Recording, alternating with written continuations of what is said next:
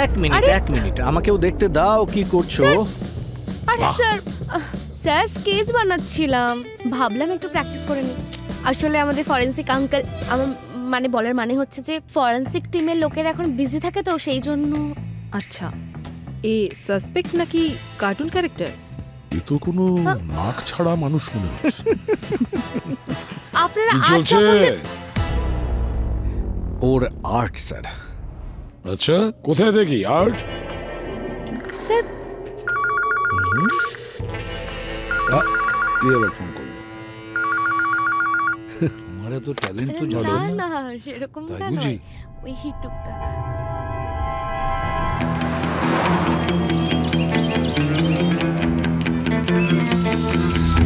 Sir, ভিকটিমের নাম ধীরেন।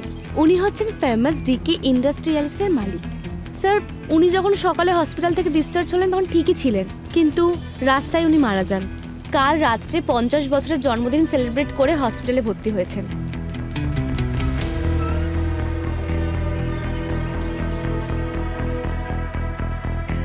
যখন এটা ঘটেছে ওনার সাথে কে কে ছিল? স্যার, ওনার মেয়ে তৃপ্তি আর ওনার ড্রাইভার রমেশ। কত বছর ধরে আপনি ওনার সঙ্গে কাজ করছেন? ম্যাডাম 10 বছর ধরে। চল।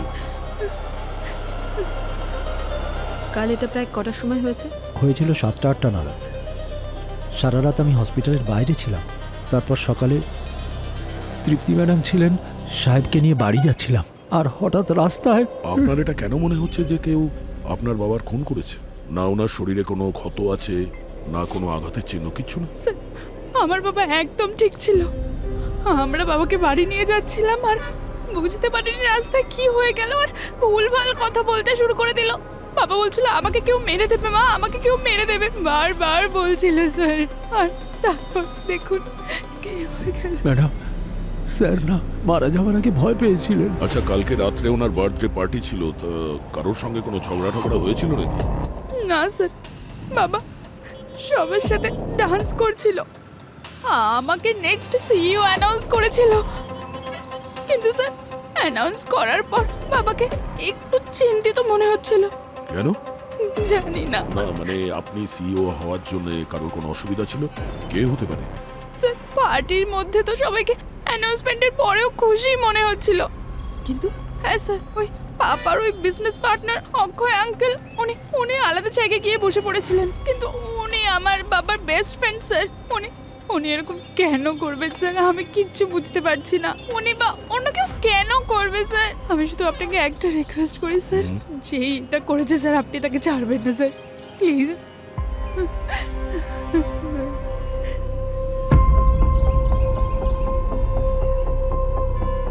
স্যার, আমি এই ধীরেনের কল রেকর্ড বের করছি। এই অক্ষয়ের সঙ্গেও দেখা করতে হবে। রোডের আশপাশে সমস্ত ফুটেজ চেক করেছি, কিন্তু কোথাও কিচ্ছু পাইনি। দেখা যাক এখানে। Hello sir. হ্যালো ম্যাম, স্যারের রুম এইদিকে। আরে আপনি আমাদেরকে জিজ্ঞেস করবেন না আমরা কে? স্যার, আজ আমি পুরো রেডি হয়ে এসেছি, আমরা সিআইটি থেকে। ম্যাম, আপনারা অনেক ফেমাস হয়ে গেছেন, অনেস্টলি বিগ ফ্যান। আপনি আপনি আমার fan? Thank you so much স্যারের। Thank you.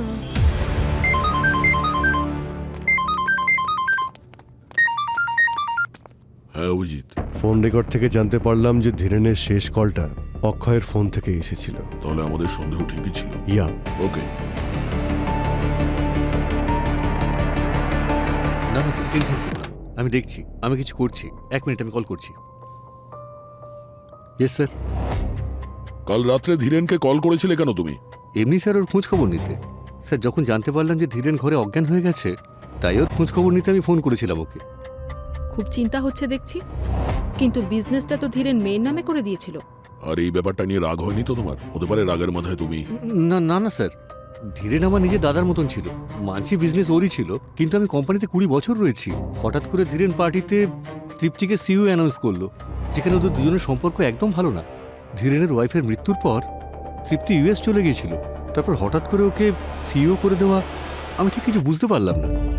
আমি তো ওদের অফিসে ঝগড়া করতেও দেখে ফেলেছিলাম। আর কি ব্যাপার নিয়ে ঝগড়া হচ্ছিল ওদের মধ্যে?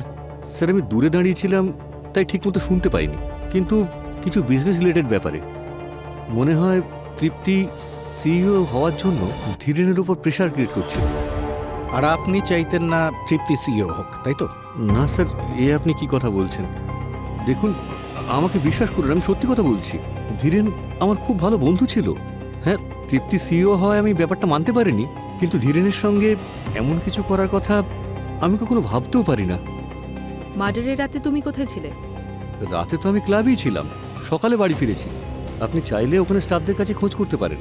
খোঁজ তো আমরা ঠিক নিয়ে নেব, কিন্তু আপনি শহর ছেড়ে কোথাও যাবেন না, ঠিক আছে? হ্যাঁ স্যার।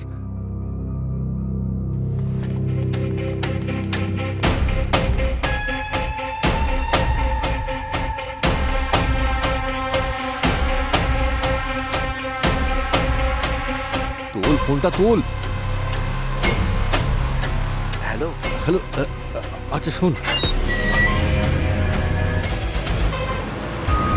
দাঁড়ান দাঁড়ান দাঁড়ান দাঁড়ান দাঁড়ান, আরে দাঁড়ান দাঁড়ান দাঁড়ান, আপনারা ভেতরে যেতে পারবেন না? কেন যেতে পারি না? আগে আমাকে ভেতরে জিজ্ঞাসা করতে হবে। আরে থামুন স্যার, আরে আমি বললাম না আপনারা ভেতরে তুমি যেতে নিজের পারেন কাজ না। করো আর আমাদেরকে আমাদের কাজ করতে দাও। আরে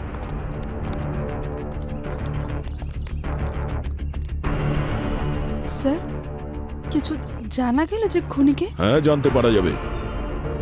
হতে পারে খুনি আমাদের চোখের সামনেই আছে। আপনি আমাদের এটা বলেননি যে আপনার সাথে ধীরেনের অফিসে ঝগড়াঝাটি হয়েছিল? কি নিয়ে হয়েছিল ঝগড়াটা? মুখ বন্ধ করে রেখে লাভ নেই, মুখ খুলতে হবে। অক্ষয় আমাদের সবকিছু বলে দিয়েছে। অক্ষয় আঙ্কেল তো এটা চাইতেনই না যে আমি সিইও হই। উনি আমাকে একেবারেই পছন্দ করেন না, এই জন্যই তো আমার আর বাবার পার্সোনাল কথা বলে দিলেন আপনাদের। আচ্ছা, তুমি কি ভাবলে আমাদেরকে না বললে আমরা কি জানতে পারতাম না? যা জিজ্ঞেস করা হচ্ছে চুপচাপ তার উত্তর দাও। তোমার আর তোমার বাবার মধ্যে সম্পর্ক তো ভালো ছিল না, তাহলে হঠাৎই ভালোবাসা কেন? আমার বাবাকে নিয়ে আমার লজ্জা হয়। কেন? কি এমন করেছিলেন উনি? এক নম্বরের পূর্তিবাজ লোক ছিল, আর ঠিক এই কারণে বাবার মায়ের মধ্যে প্রায় ঝগড়া হতো। মায়ের চলে যাওয়ার পর আমি বাবার মুখ পর্যন্ত দেখতে চাইতাম না। কিছুদিন আগেই বাবা ফোন করেছিল, অনেকবার ক্ষমা চাইলো। আমি ভেবে দেখলাম হয়তো উনি একা অনুভব করছেন, আমার প্রয়োজন আছে হয়তো। শুধু এই কারণেই আমি বাবাকে ক্ষমা করে দিলাম স্যার। কিন্তু সেই সম্পর্ক এরপরেও চলতে থাকলো, আর ব্যাপারটা আপনার সহ্য হলো না, তাই খুন করে দিলেন আপনি। স্যার, একজন বাবা যতই খারাপ হোক না কেন, একজন মেয়ে এটা কখনোই করবে না। আমি চাইতাম যে বাবা নিজের কর্মফলের শাস্তি পাক, কিন্তু আমি এরকম কেন করব স্যার, বলুন না। স্যার, ধীরেনের ফোন রেকর্ড থেকে একটা নতুন ইনফরমেশন পেয়েছি। ও মারা যাওয়ার ঠিক আগে একটা অদ্ভুত মেসেজ পেয়েছিল। কি মেসেজ ছিল? শুধু একটা ওয়ার্ড, সরি। শুধু সরি? Yes sir. মৃত্যুর আগে ধীরেনকে কেউ সরি মেসেজ পাঠিয়েছে, তার মানে হলো হতে পারে যে মেসেজ পাঠিয়েছে সে ধীরেনের মার্ডারের ব্যাপারে জানতো, তাই সে ওর কাছে ক্ষমা চাইছিল। কিংবা এটাও হতে পারে যে ওকে মেসেজটা পাঠিয়েছিল সেই খুনি। জানতে পেরেছো কে এই মেসেজ পাঠিয়েছে? স্যার, বার্নার ফোন থেকে মেসেজ এসেছিল, এখনো পর্যন্ত ট্রেস করা যায়নি। ঠিক আছে, ডিজিটাল ফরেন্সিক টিমকে পাঠিয়ে দাও এটা। এই মেসেজ যেটা আছে এর সঙ্গে খুনির কোনো না কোনো সম্পর্ক আছে। সালুখে, ধীরেনের লাশ কিছু বললো? বলবে বলবে, তার আগে তোমরা দেখো এটা। এই যে কি আছে এটা? এর মাথায় আঘাতটা দেখো।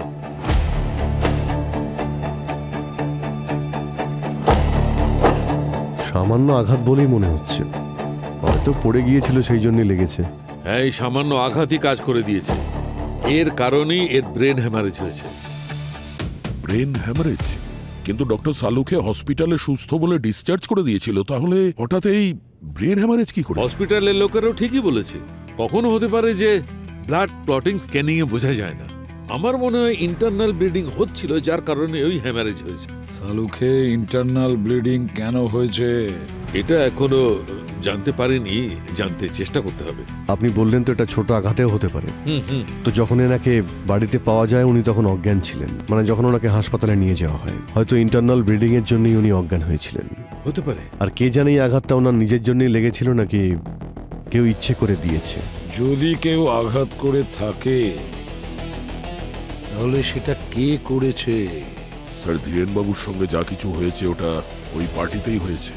এক্স্যাক্টলি। খোঁজ নিয়ে দেখতে হবে ওই পার্টিতে কে কে ছিল,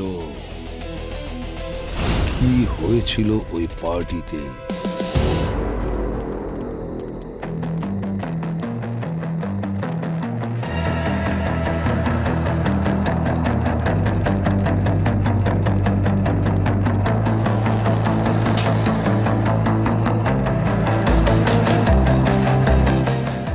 শোনো, ইয়েস স্যার। আমরা সিআইডি থেকে এসেছি, এখানকার ম্যানেজারকে ডেকে দাও।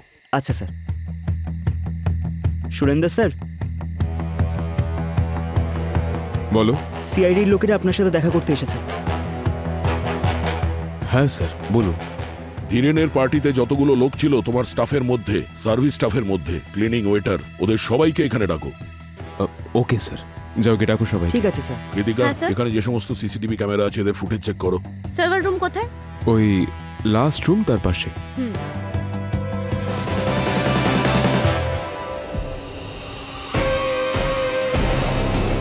ধীরেনবাবু পার্টি থেকে চলে যাবার পর কেউ ওনাকে খুন করে দিয়েছে। এখানে পার্টিতে কারোর সঙ্গে ঝগড়া হয়েছিল ওনার, কিংবা কোনো কথা কাটাকাটি? ঠিক করে বলো। যদি কিছু লুকানোর চেষ্টা করো তাহলে তোমরা বিপদে পড়তে পারো, এটুকু মনে রেখো। তুমি এত ঘামছো কেন? কিছু না, একটু গরম লাগছে। বাবু, জেলের ভেতরে কিন্তু এর থেকেও বেশি গরম। যেটা জানিস বলে ফেল। সেই দিন ওদের দুজনকে পার্টি থেকে বাইরে বেরোতে দেখেছিলাম। ওরা দুজনে কিছু নিয়ে ঝগড়া করছিল। ইনি ছিলেন? হ্যাঁ হ্যাঁ, নিয়েছিলেন। আর একটা লোক এনার ওপরেই খুব রাগ দেখাচ্ছিল। কি বলছিল শুনেছো তুমি? ওই মেয়ে নিয়ে কিছু একটা কথা বলছিল। স্যার, স্যার এই দেখুন। দেখা ওইকে। হ্যাঁ, ইনিই ছিলেন। এদের দুজনের মধ্যেই খুব ঝগড়া হচ্ছিল, আর গায়েও হাত তুলেছিল। ডাকো ওকে বিউরোতে। তোমার সঙ্গে ধীরেনের মারামারি হয়েছে কি না? তাহলে বলছো না কেন? আমি ভয় পেয়ে গেছিলাম। আপনারা সিআইডি, যদি আমি কথাটা বলে দিতাম তাহলে আপনারা আমাকেই সন্দেহ করতেন। সন্দেহ নয়, এখন আমরা পুরো বিশ্বাস করছি যে ধীরেনকে তুমিই মেরেছো। না স্যার, আমি এরকম করতেই পারি না। শুধু আমার ধীরেনের সঙ্গে পার্টিতে মারপিট হয়েছিল। কি নিয়ে মারপিট হয়েছিল আপনার সঙ্গে? সেটা আমি আপনাকে বলতে পারবো না। বলতে পারবে না মানে? কেন বলতে পারবে না? কারণ ওটা পার্সোনাল ব্যাপার। এই যে হ্যালো মিস্টার অক্ষয়, এক্ষুনি দয়া স্যার জিজ্ঞাসা করলে না গত জন্মের কথা বলতে শুরু করে দেবেন। যা জিজ্ঞাসা করা হচ্ছে চুপচাপ বলুন। স্যার, ধীরেন আমার দাদার মতন ছিল। ও আমার খুব ভালো বন্ধুও ছিল, কিন্তু ও মোটেই ভালো স্বামী নয়। ওর অনেকগুলো অ্যাফেয়ার ছিল, আর এই অ্যাফেয়ারগুলোর জন্যই ধীরেন আর ওর ওয়াইফের মধ্যে প্রায় ঝগড়াঝাঁটি হতো।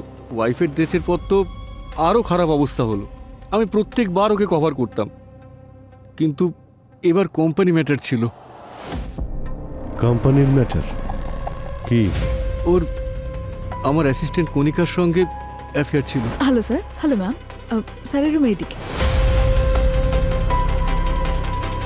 তো এটা নিয়ে আপনাদের মধ্যে মারপিট হয়? না স্যার, অ্যাকচুয়ালি আমি কোম্পানির অ্যাকাউন্ট থেকে কিছু টাকা কণিকার অ্যাকাউন্টে ট্রান্সফার করেছিলাম, যাতে ব্যাপারটা বাইরে না যায়।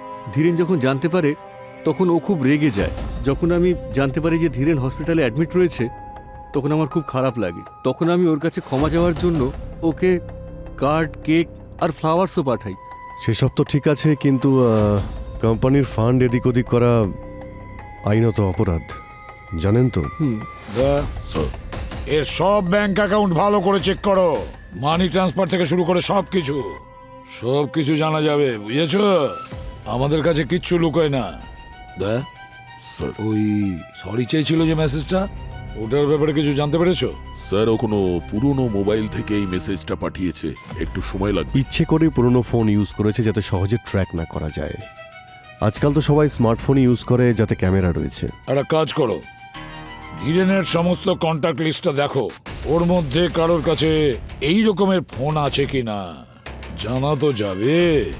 আসলে কে এই দোষী, বলো শাহরুখে, কি খবর আছে? খবর হচ্ছে বস, সোনার দাম কমছে, ইনভেস্ট করো। খুব ভালো মুডে আছো তো, বড় কিছু পেয়েছো বোধহয়। অনেক বড় জিনিস পেয়েছি। দেখাবে নাকি? বস, ডক্টর একদম ঠিক কথা বলেছে। হসপিটালে এই লোকটা একদম হেলদি ছিল। কিন্তু ডক্টর সালুকে আপনি তো বলেছিলেন ধীরেনের মৃত্যু ব্রেন হ্যামারেজের জন্য হয়েছে। হয়নি, মৃত্যু ঘটানো হয়েছিল ব্রেন হ্যামারেজের মতো কিছু। আমি বলছি এর সাহায্যে করানো হয়েছিল। এটা কি? নিউরোথম্ব্যাক্স ভার্সন 5। অনেক বছরের কঠিন পরিশ্রমের মেডিকেল রিসার্চ করে এটা বানানো হয়েছিল। শুধু 2 ফুটাই যথেষ্ট কোনো মানুষের জীবন নিয়ে নেওয়ার জন্য। কি করতে পারি কেন? তার চেয়ে জিজ্ঞেস করো কি করতে পারে না। আমি বলছি, এখানে এসো। এ দেখো, যে কোনো মানুষের ব্লাড ভেসেলস গুলোকে দুর্বল করে দেয়, আর তখনই ব্লাড ক্লটিং শুরু হয়ে যায়।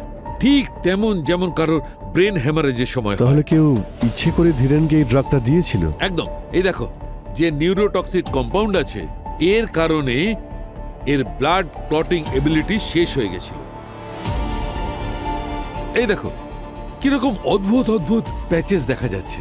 বস, আমারও প্রথমে তাই মনে হয়েছিল হয়তো এর ব্রেন হ্যামারেজ হয়েছে। তার মানে স্যার এই ড্রাগটা খুব সহজেই কাউকে দিয়ে দেওয়া যায়? সচিন, এটা তোর আসল বৈশিষ্ট্য। না এর কোনো স্মেল হয়, না এর কোনো কালার হয়, না আর কোনো টেস্ট হয়। খুব সহজে কোনো জিনিসে ডিজলভ হয়ে যায়। আর কোনো কালারও দেখা যায় না। একদম নয়। এই দেখো,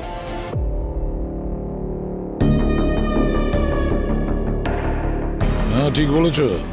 এ তো দেখছি জলের মতো। হ্যাঁ, যে কোনো জিনিসে ডিজলভ হয়ে যায়। মানে খুনের মেডিসিন সম্পর্কে ভালো মতোই নলেজ আছে। এই ড্রাগসের ব্যাপারেও আগে থেকেই জানতো। আচ্ছা সালুকে একটা কথা বল, এই ড্রাগ কম্পাউন্ড নিউরোথ্রম্ব্যাক্স 5 এটা রিঅ্যাক্ট করার ক্ষেত্রে ঠিক কতটা টাইম লাগতে পারে? 3 থেকে 4 ঘন্টা। 3 থেকে 4 ঘন্টা। আর ধীরেনের মৃত্যু ঠিক কটায় হয়েছে? সকাল 7টা থেকে সোয়া 7টার মধ্যে স্যার। স্যার, আমরা একটা ক্লাবে সিসিটিভি চেক করেছিলাম। ধীরেন 9টা থেকে রাত 1টা পর্যন্ত পার্টি করছিল।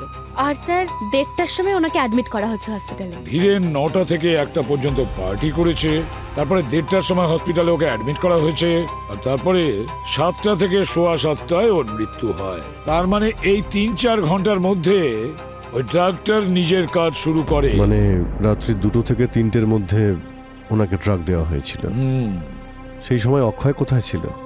স্যার, ক্লাবের সিসিটিভি অনুযায়ী অক্ষয় ক্লাবেই ছিল।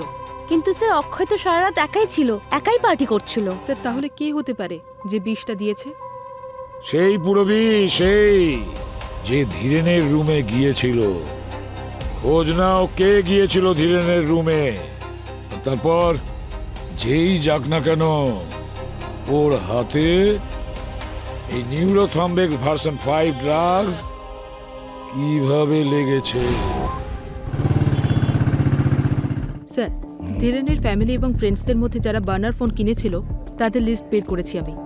একজন আছে যে 15টা বার্নার ফোন কিনেছিল। কে সে? স্যার, ধীরেন নিজেই। উনি নিজের স্টাফদের বার্নার ফোনই দিতেন। তাহলে ডিজিটাল ফরেন্সিকে ধীরেনের স্টাফেদের ফোনগুলো পাঠিয়ে দেওয়া যাক। তাহলেই পাওয়া যাবে যে ওই মেসেজটা কে পাঠিয়েছিল।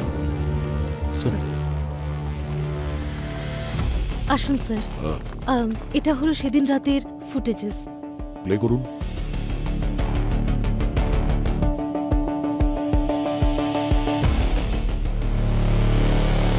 এক মিনিট, এটা পজ করুন। এটা তো কোনো মহিলা। আর একটু জুম করা যেতে পারে? Yes sir.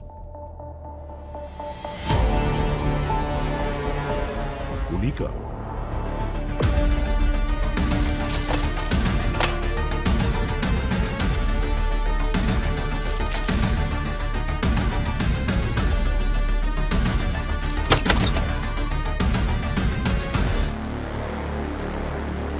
আচ্ছা, ধীরেনের রুমে আপনাদের দুজনের ডিউটি ছিল? হ্যাঁ স্যার। আপনারা কাউকে ধীরেনকে কিছু খাওয়াতে দেখেছিলেন? না স্যার, ডক্টর স্যারকে কিছু প্রেসক্রাইব করেননি, আর আমরা নিজেরাও কোনো ওষুধ খাওয়াইনি। আচ্ছা, তাহলে বিষ কে খাওয়ালো?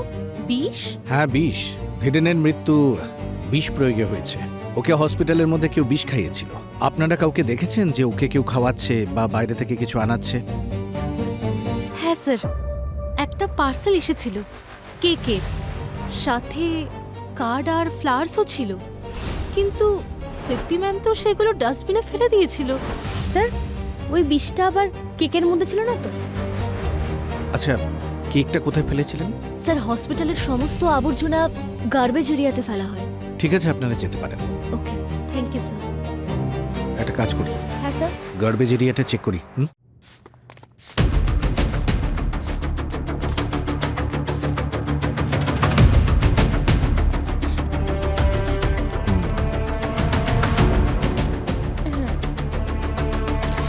ছি স্যার, কি গন্ধ বেরোচ্ছে। নোংরা হলে তো একটু গন্ধ আসবেই। স্যার কিন্তু আমার কাছে একটা সলিউশন আছে। আরে কি করছো? স্যার আমি পারফিউম নিয়ে এসেছি বাড়ি থেকে। আমি জানতাম আজকে নোংরায় আসতে হবে, আর এমনিতেও আর পুরো পৃথিবীতে না এই সিআইডিদের জন্য কেউ ভাবে না। Interesting.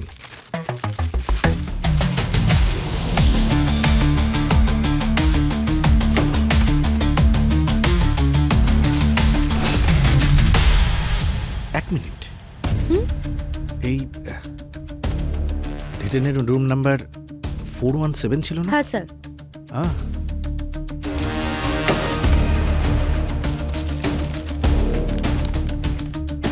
Birthday cake?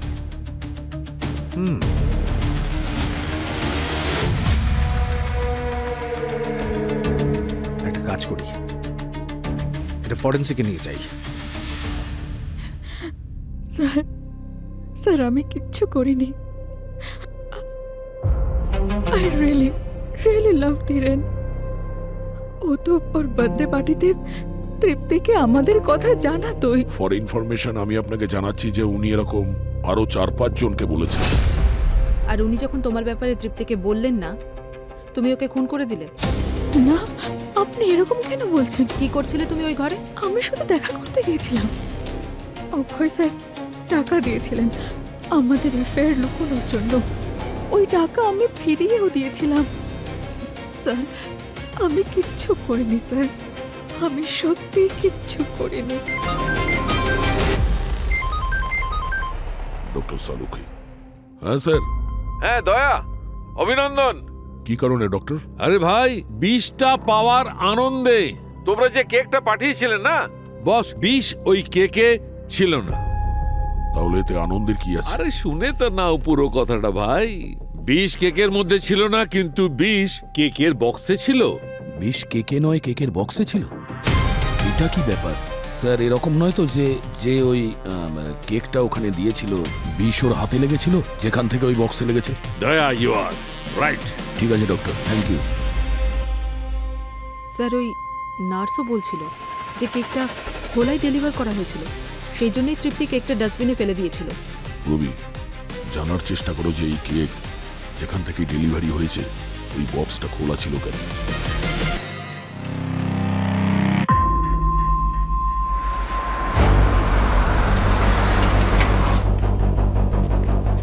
Sir bakery থেকে কনফার্ম করেছে যে ওরা কেকটা প্যাক করেই দিয়েছিল। ওরা কিচেনের ফুটেজও পাঠিয়েছে। তার মানে যা কিছু হয়েছে ওই ডেলিভারি বয়ই করেছে বক্সের ওপর। আচ্ছা, বেকারি থেকে ওর অ্যাড্রেসটা এখানেই বলেছিল না? হ্যাঁ স্যার।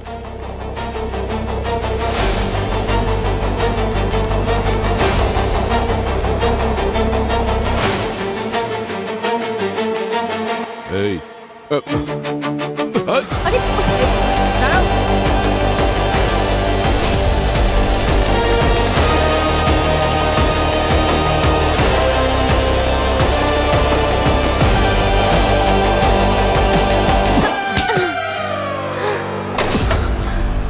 তোর কি মনে হয় কেকের বক্সে বিষ লাগিয়ে তুই পালিয়ে যাবি?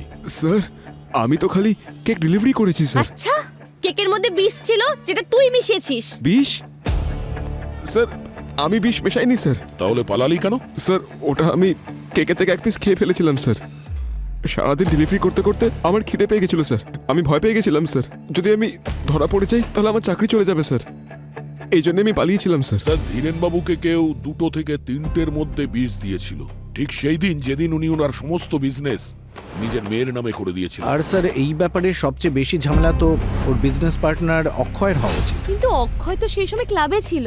আর যদি আমরা ভেবেও নি যে অক্ষয় বিষটা পাঠিয়েছে, কিন্তু ওর পাঠানো কেকের মধ্যে তো বিষ ছিলই না। বিষ তো কেকের বক্সের উপরে ছিল।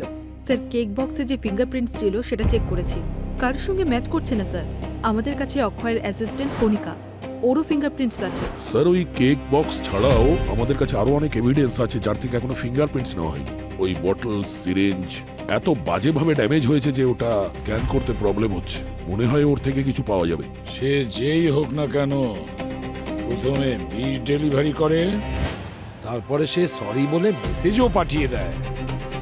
খুব চালাক মনে করে নিজেকে, কিন্তু ও এটা জানে না যে সিআইডির হাত থেকে কেউ বাঁচতে পারে না। পুরবি, জানতে পেরেছো ওই যে সরি মেসেজ করেছিল যে ধীরেনের কোন স্টাফ মেম্বার? স্যার এই সরি মেসেজটা তো ওই স্টাফেদের মধ্যে কেউ পাঠায়নি, কিন্তু ইন্সপেকশনের জন্য যখন আমরা সবার ফোন নিলাম, শুধু এই রমেশ মানে ধীরেনের ড্রাইভার, ও নিজের ফোন দেয়নি। এ সেই ড্রাইভার না যে খুনের মুহূর্তে ধীরেনের সঙ্গে গাড়িতে ছিল? হ্যাঁ স্যার। তাহলে দয়া, রমেশের রুমের প্রত্যেকটা কোণা ভালো করে দেখো। যাই হোক না কেন ওই ফোন ওই রমেশের বাড়িতেই থাকবে। তুমি তোমার ফোন দাওনি কেন? স্যার আমার ফোন আগেই চুরি হয়ে গিয়েছিল। আচ্ছা, পুলিশে কমপ্লেন করেছিলে? হ্যাঁ স্যার, ওটা রিপোর্ট আমার কাছে আছে। তুমি একাই থাকো এই বাড়িতে? হ্যাঁ ম্যাডাম। আচ্ছা এটা বলো যে হসপিটালে কাউকে আসতে দেখেছিলে দেখা করার জন্য ধীরেনের সাথে? না স্যার, হসপিটালে কেউ আসেনি, শুধু তৃপ্তিমাই ছিলেন ওনার পাশে।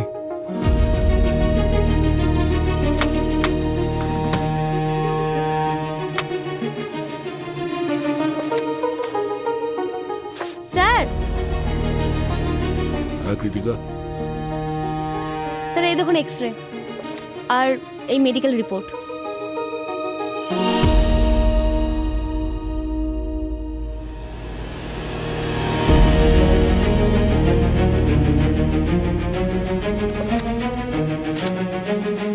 কি এটা?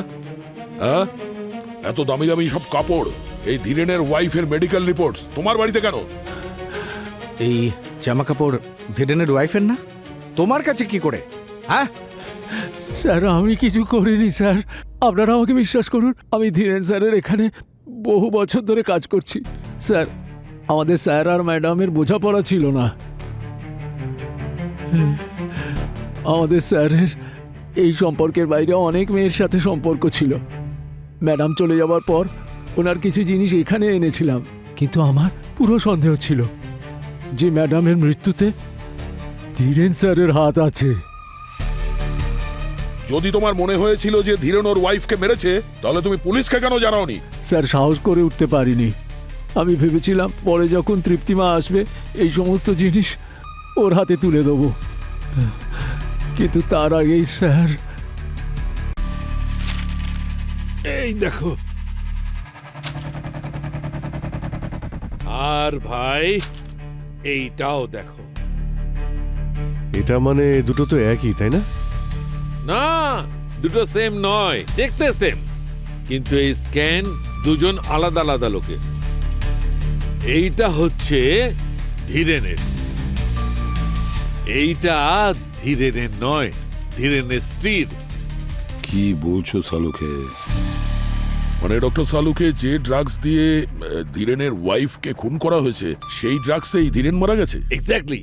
আর দেখো, দুজনেরই ব্লাড ক্লটিং সিস্টেমটা একই, কিন্তু ধীরেনের স্ত্রীর যেটা, তাতে একটা বৈশিষ্ট্য আছে। বস, ধীরেনের স্ত্রীকে কেউ এই ড্রাগটা আইভি ড্রিপের সাহায্যে দিয়েছে।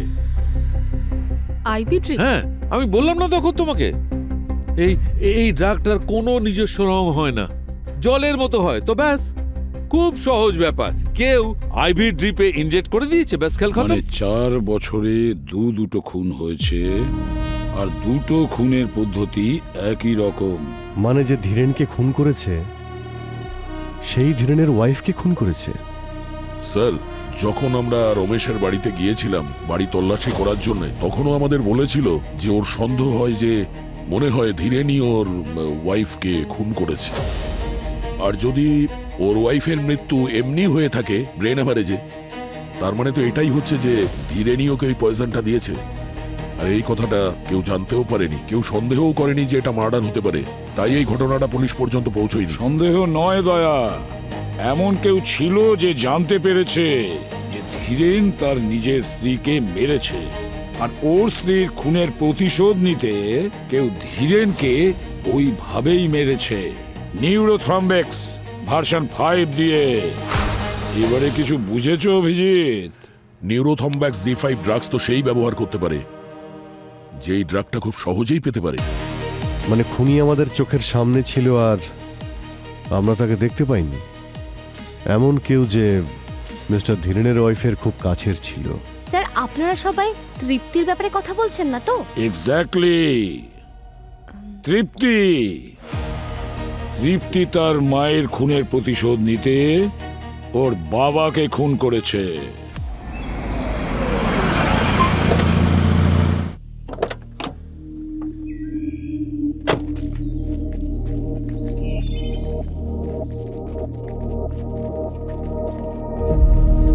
তৃপ্তি, তৃপ্তি, কোথায় তুমি? তৃপ্তি,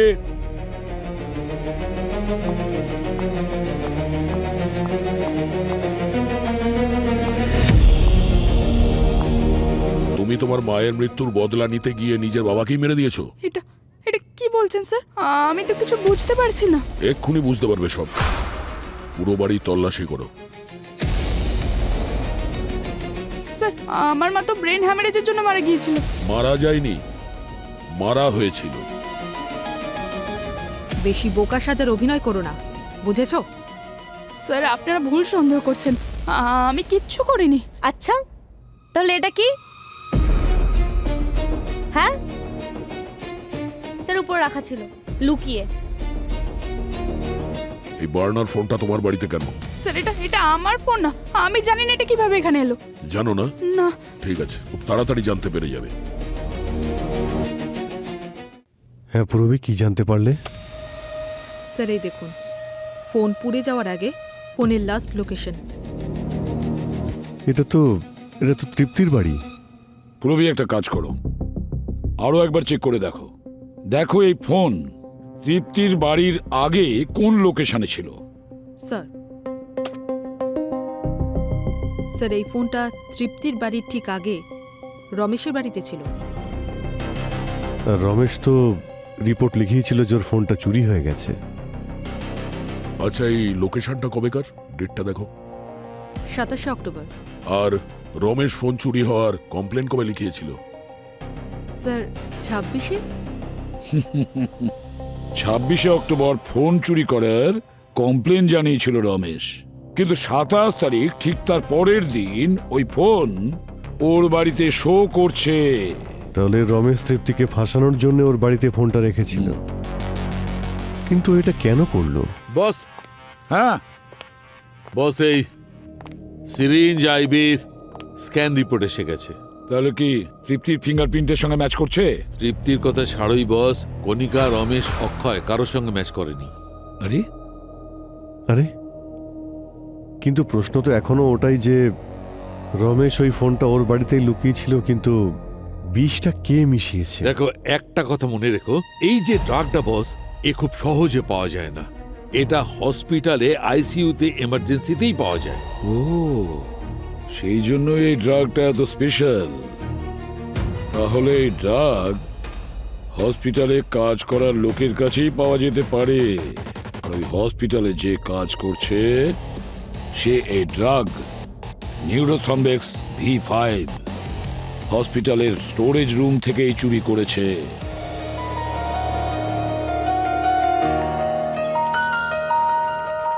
ওদিকে ওদিকে। স্যার এই তালা? স্যার রমেশ তো মনে হচ্ছে পালিয়েছে। কিভাবে চলে গেল? একটু আশেপাশে জিজ্ঞাসা করি। আচ্ছা শুনুন, এই রমেশ কোথায় গেছে? বাড়িতে তালা দেওয়া। আপনারা কারা? আমরা সিআইডি অফিসার। আচ্ছা, উনি তো আজকে সন্ধ্যের বাসে গ্রামে যাচ্ছেন।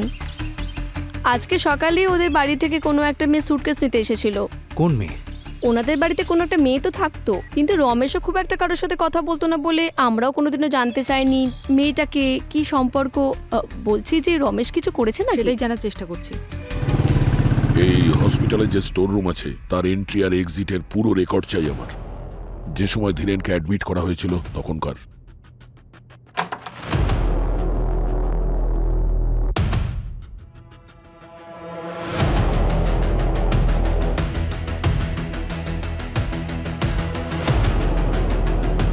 এটা তো সেই নার্স যে সেদিন ধীরেনের ঘরে ডিউটিতে ছিল।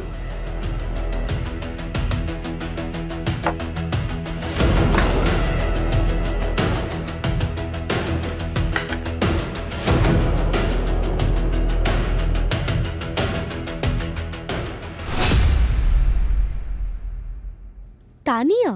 স্যার হসপিটালের সমস্ত আবর্জনা গার্বেজ এরিয়াতে ফেলা হয়। ঠিক আছে, আপনারা যেতে পারেন। স্যার, স্যার এটা স্টোরেজ ইউনিটে তানিয়ার আই কার্ডটা পেয়েছে। তানিয়ার আই কার্ড স্টোর রুমে?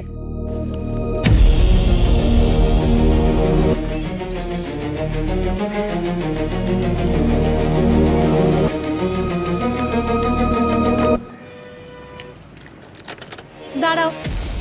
আরে এ কি অসভ্যতা, চাবি দিন। তোমার হসপিটালের অ্যাক্সেস কার্ড কোথায় তানিয়া?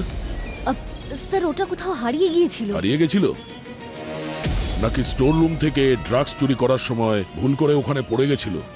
স্যার আপনি কি বলছেন আমি কিচ্ছু বুঝতে পারছি না। কিন্তু আমরা তো সবই বুঝতে পারছি। কেন মেরেছো তুমি ধীরেনকে? আমি কেন মারবো ধীরেনকে? আর ওকে মেরে আমারই বা কি হবে? ওটা তো আমরা জানতে পেরেই যাব। স্যার, হ্যাঁ স্যার সারুকে স্যারের রিপোর্ট এসে গেছে। আর এই রিপোর্ট অনুযায়ী তানিয়ার কার্ডে তানিয়ার ফিঙ্গারপ্রিন্ট ছাড়াও আরেকটা ফিঙ্গারপ্রিন্ট আছে। আর এই দ্বিতীয় ফিঙ্গারপ্রিন্ট এটা কার? এটা সেই ফিঙ্গারপ্রিন্ট যেটা রমেশের বাড়ি থেকে রমেশের জিনিসপত্রে পাওয়া গেছে।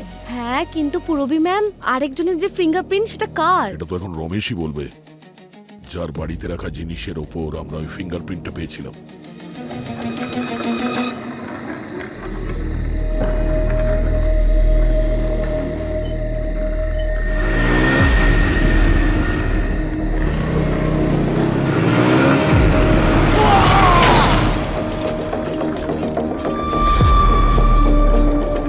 জানি না আজকাল কি হচ্ছে।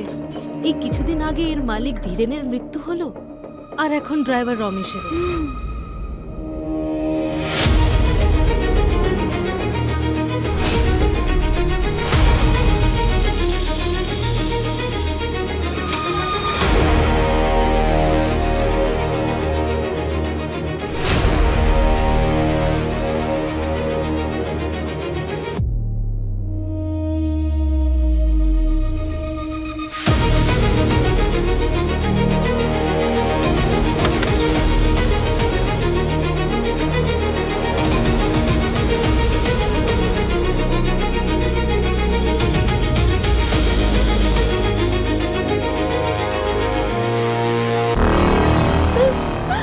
আমাকে ক্ষমা করে দিও বাবা।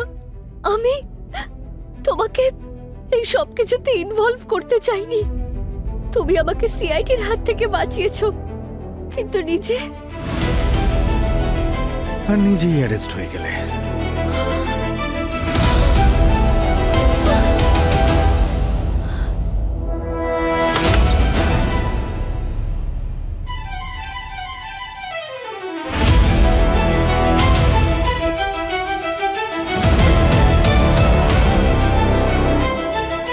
তুমি তানিয়ার আই কার্ডটা নিয়ে হসপিটাল থেকে ড্রাগস চুরি করেছো, আর তারপর লুকিয়ে সেটা ধীরেনের আইভিতে মিশিয়ে দিয়েছো, যে তোমার আসল বাবা ছিল। আর রমেশ তোমার সরি মেসেজ লুকোনোর জন্য প্রমাণটাও তৃপ্তির বাড়িতে লুকিয়ে রাখলো। আর তাই কিছুক্ষণের জন্য তোমার এই বাবাকে লুকিয়ে রেখেছিলাম। হ্যাঁ হ্যাঁ হ্যাঁ, আমি মেরেছি ধীরেনকে। স্যার এতে বাবার কোনো হাত নেই। বাবার তো কোনো আইডিয়াও নেই আমার প্ল্যানের। বাবা শুধু আমাকে বাঁচাতে চাইছিল। তোমাকে বাঁচানোর জন্য নাকি তৃপ্তিকে ফাঁসানোর জন্য?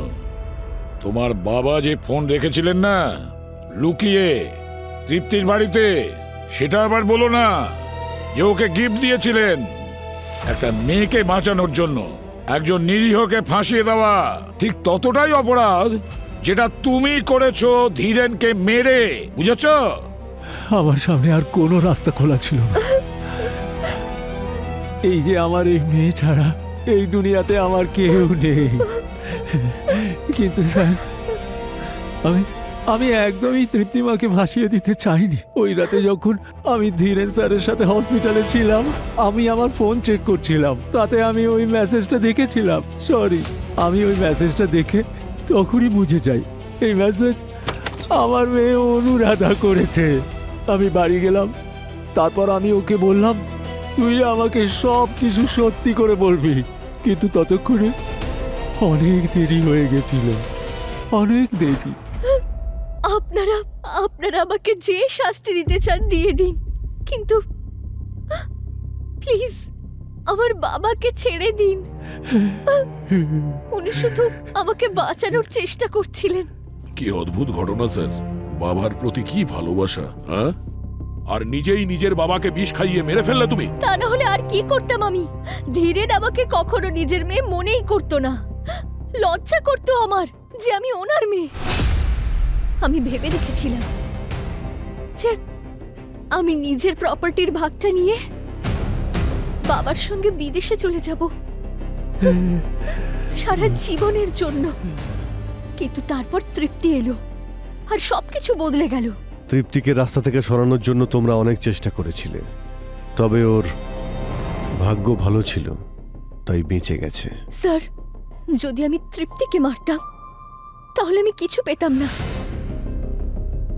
ধীরেনের স্ত্রী মারা যাওয়ার পর আমার সন্দেহ হলো এটা কোনো সাধারণ হ্যামারেজ নয়।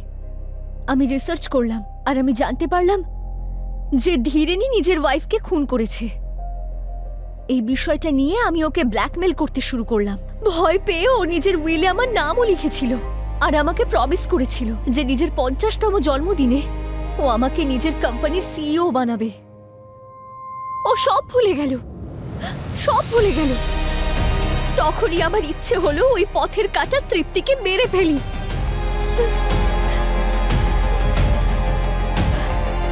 কিন্তু তারপর দেখুন এখন কি অবস্থা। আর যদি ধীরেন মারা যায় তাহলে ওর সমস্ত প্রপার্টি তোমার নামে হয়ে যাবে। হ্যাঁ, একজনকে স্বর্গে পাঠিয়েছি আর আরেকজনকে জেলেই পাঠাচ্ছিলাম, তখন আপনারা এসে গেলেন। যেখানে অন্যায় হয় না, সিআইডি সেখানে ঠিক সময় পৌঁছে যায়। ধীরেন তোমার বাবা, তাকে বাবা বলতে তুমি লজ্জা পাও, কিন্তু তার প্রপার্টি চাইছো। বাহ বাহ অনুরাধা, মানলাম ধীরেন যা কিছু করেছে অন্যায় করেছে, কিন্তু তুমি ধীরেনকে মেরে ঠিক কাজ করনি। অনেক বড় অপরাধ করেছো তুমি, খুনের অপরাধে অপরাধী তুমি। এবার জেলের গড়াদের পেছনে দুজনে ঘানি টানতে থাকো সারাটা জীবন। নিয়ে যাও এদের। চলো চলো।